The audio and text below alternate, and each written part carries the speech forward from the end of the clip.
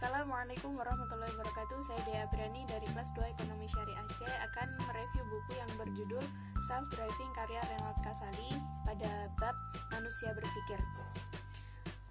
Sastrawan George Bernard Shaw menulis, "Only 2% of the people think, 3% of the people think they are think, and 95% of the people would rather die than think."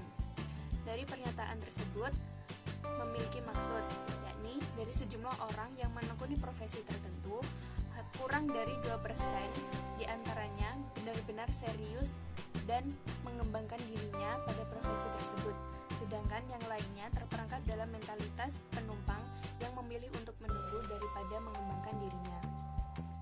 Seperti halnya dalam dunia pendidikan, hanya 2% dari seluruh orang yang berprofesi sebagai pengajar di perguruan tinggi adalah pendidik, yang tidak hanya sekedar memindahkan isi buku ke kepala para mahasiswa, melainkan juga memperbaiki cara berpikir mahasiswa. Setiap orang memiliki kendaraan yang disebut dengan self atau diri. Di dalamnya terdapat mentalitas atau jiwa pembawa diri yang membedakannya ke dalam dua kategori mental, yakni mentalitas pengemudi dan mentalitas penumpang.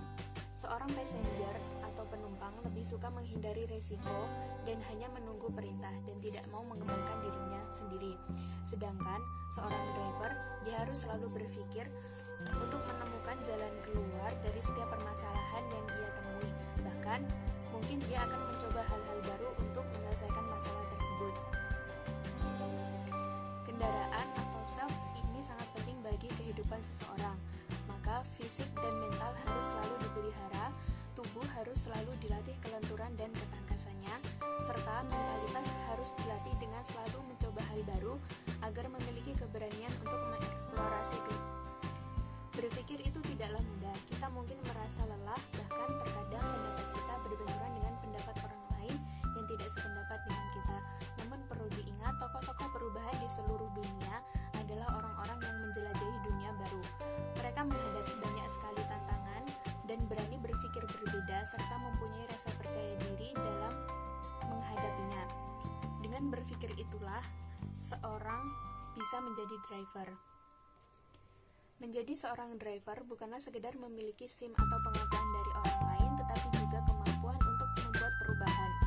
Karena apabila seseorang yang sudah mendapatkan pengakuan dari orang lain tidak memiliki keberanian untuk melakukan sesuatu yang baru dan tidak berani mengambil keputusan untuk melakukan perubahan, maka dia masih belum bisa disebut sebagai driver, melainkan passenger. Seseorang yang bermental penumpang atau passenger cenderung memiliki sifat: satu, mudah berdiri dan cepat menyerah; kedua, kehidupannya monoton; ketiga, mudah mengeluh; keempat, tidak tahu alternatif jalan keluar saat memiliki masalah; kelima, mudah frustasi ketika keadaan berubah secara tiba-tiba; keenam, kurang berhasil dalam usahanya; ketujuh, menjadi boros meski tujuannya adalah hemat. Prinsip seorang driver: satu, inisiatif, yakni bekerja tanpa ada yang menyuruh, alias bekerja dengan kesadaran diri sendiri. Yang kedua, melayani, berpikir tentang orang lain, peduli, berempati, serta memahami keadaan orang lain. Yang ketiga, navigasi, tahu arah dan tujuan, mampu mengarahkan dan memelihara kendaraan atau self tadi agar sampai kepada tujuan. Yang terakhir, yakni memiliki rasa tanggung jawab, yang artinya tidak menyalahkan orang lain dan tidak berbelit-belit untuk menutupi kesalahan diri sendiri.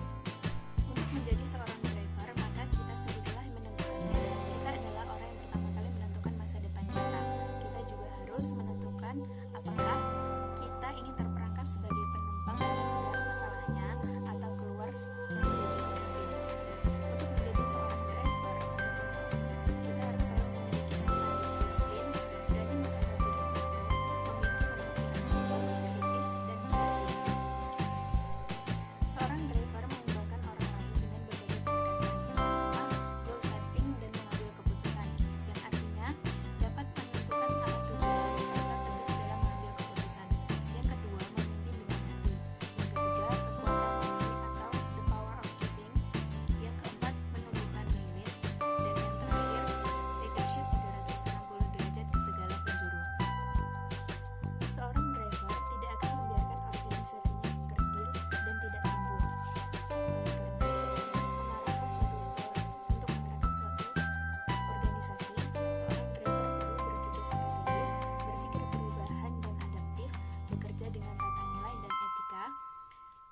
kebebasan gerak